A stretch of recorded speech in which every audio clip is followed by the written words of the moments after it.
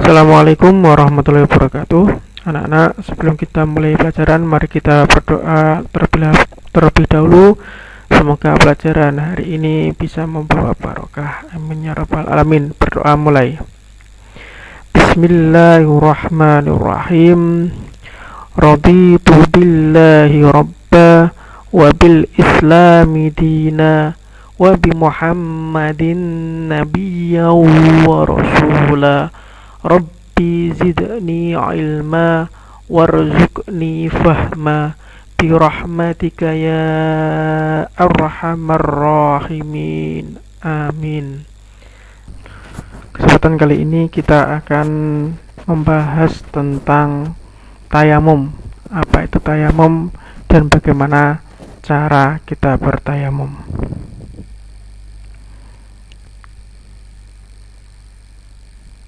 Yang pertama adalah pengertian tayamum.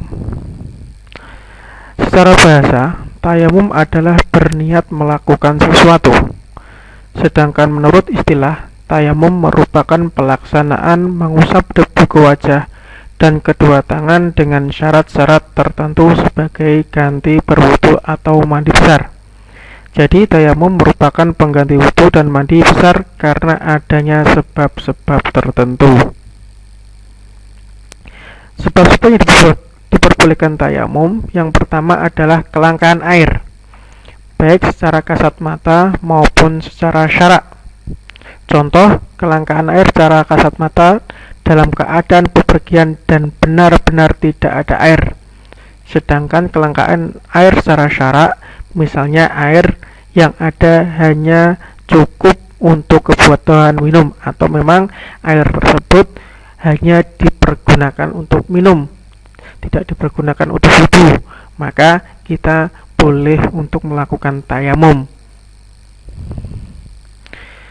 Sebab yang kedua adalah jauhnya air yang tersedia, yang keberadaannya diperkirakan di atas jarak 2,5 km. Artinya apa? Air itu ada, tetapi kita untuk mengambil air itu harus berpergian dulu. Jadi kemungkinan untuk bepergian tersebut itu memerlukan waktu yang lama, maka kita diperbolehkan untuk melakukan tayamum. Sebab yang ketiga yang diperbolehkan untuk tayamum adalah sulitnya menggunakan air, baik secara kasat mata maupun secara syarak. Contoh untuk kesulitan secara kasat mata, misalnya air tersebut ada, tetapi tidak bisa dijangkau, mungkin karena adanya musuh, atau mungkin karena adanya binatang buas, atau mungkin karena di penjara. Jadi air ada tetapi kita tidak bisa menggunakannya, maka itu juga diperbolehkan untuk tayamum. Sedangkan secara syariat, kesulitan air menggunakan air itu adalah mungkin karena sakit. Jadi ketika sakit tidak diperbolehkan menggunakan air, maka kita diperbolehkan untuk tayamum.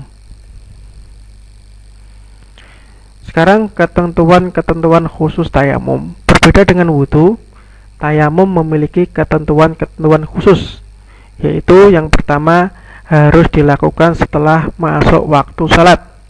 Jadi tayamum itu hanya boleh ketika sudah masuk waktu salat. Berbeda dengan wudu. Wudu itu sebelum masuk waktu sholat boleh berwudu dan itu bisa digunakan untuk sholat. Tapi kalau tayamum tidak. Jadi sebelum masuk waktu sholat kalau tayamum, maka tidak diperbolehkan untuk melakukan sholat. Yang kedua, jika disebabkan oleh kelangkaan air, maka harus dibuktikan setelah melakukan pencarian, dan pencarian tersebut dilakukan setelah masuk waktu sholat. Jadi tayamum untuk sholat itu sebelum kita tayamum harus berusaha dulu mencari air. Kalau benar-benar tidak ada, baru diperbolehkan tayamum. Yang ketiga, tanah yang digunakan harus murni, tidak bercampur dengan barang lain seperti tepung, dan harus suci, bersih, lembut, kering, dan berdebu. Jadi tanah atau debu tersebut itu harus suci.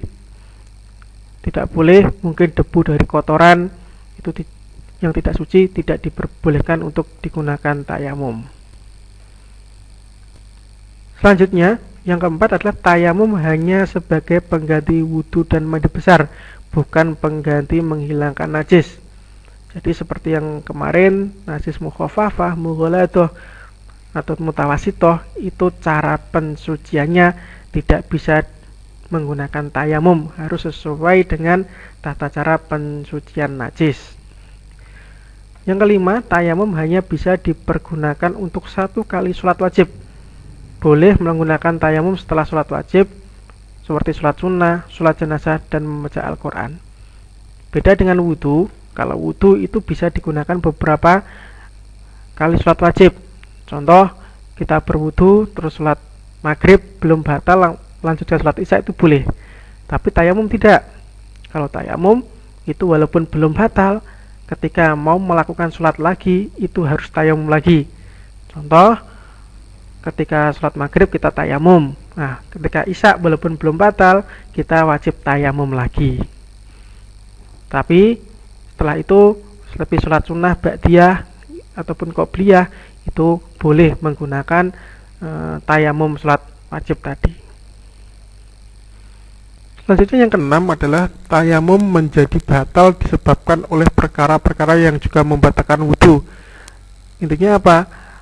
Perkara yang membatalkan wudhu itu juga membatalkan tayamum. Yang ketujuh, oleh karena sebabnya ada kelangkaan air, maka tayamum akan menjadi batal ketika menemukan air sebelum sholat dilaksanakan. Jadi ketika kita mau sholat, tayamum. Nah, ketika mau sholat ternyata ada air yang khusus wudhu datang, mungkin dari PDAM atau air hujan, maka otomatis tayamum tersebut batal dan kita harus melakukan wudhu. Sekarang kita akan membahas tata cara tayamum. Yang pertama adalah letakkan kedua telapak tangan pada tempat yang ada debunya. Tidak harus tanah ya, harus mungkin tembok ataupun meja, yang penting ada debunya. Debu tersebut harus suci, bersih dan kering, bukan debu basah. Debu yang kena air itu juga tidak bisa digunakan tayamum. Bersertaan membaca basmalah, itu bismillahirrahmanirrahim. Terus selanjutnya kita usap debu yang ada di kedua telapak tangan itu ke wajah kita bersamaan dengan niat. Niatnya, nawaitu tayamuma li istibahatis sholat. Itu saya berniat tayamum agar diperbolehkan untuk melakukan sholat. Saya ulangi lagi, nawaitu tayamuma li istibahatis sholat. Selanjutnya kita ambil debu lagi, tapi di tempat yang lain. Maksudnya apa? Jangan tempat yang digunakan untuk mengusap wajah tadi, karena kita akan mengusap kedua tangan. Jadi harus berpindah dari tempat yang digunakan untuk mengusap wajah tadi. Selanjutnya kita mengusap kedua tangan. Caranya apa? Pertama, gunakan tangan kiri untuk mengusap punggung tangan kanan sampai siku. Jadi pas ruas jari-jari dan juga jari-jari keempat jari kita, telunjuk sampai kelingking, itu diusap sampai siku. Di siku, terus kita balik. Nah, punggung yang ada di ibu jari itu diusap kembali dari siku sampai tangan. Ini nanti diulangi lagi juga dari tangan kanan untuk mengusap tangan kiri. Jadi saya ulangi lagi. Pertama yaitu mengusap tangan itu dari ruas-ruas jari keempat jari, mulai dari ujung jari kanan sampai ke siku. Lihat gambarnya. Baru kemudian dibalik. Nah, ini mengusap bagian dalamnya tangan menggunakan dalamnya ibu jari. Itu dilakukan untuk tangan kanan dan juga tangan kiri. Musabnya tangan kanan menggunakan tangan kiri. Alhamdulillah, hari ini bisa menyelesaikan pelajaran dengan baik. Mari kita tutup pelajaran kali ini dengan berdoa bersama-sama. Berdoa mulai. A'udzu billahi minasyaitonir rajim. Bismillahirrahmanirrahim. Wal 'asr innal insana lafi khusrin illalladzina amanu wa 'amilus solihati wa tawasaw bil haqqi was-sabr.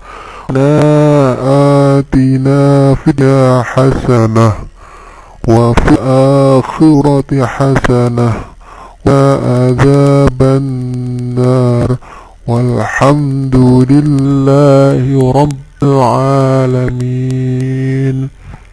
Semoga pelajaran kali ini kita bisa manfaat dan membawa berkah. Amin. Alamin. Sekian, assalamualaikum warahmatullahi wabarakatuh.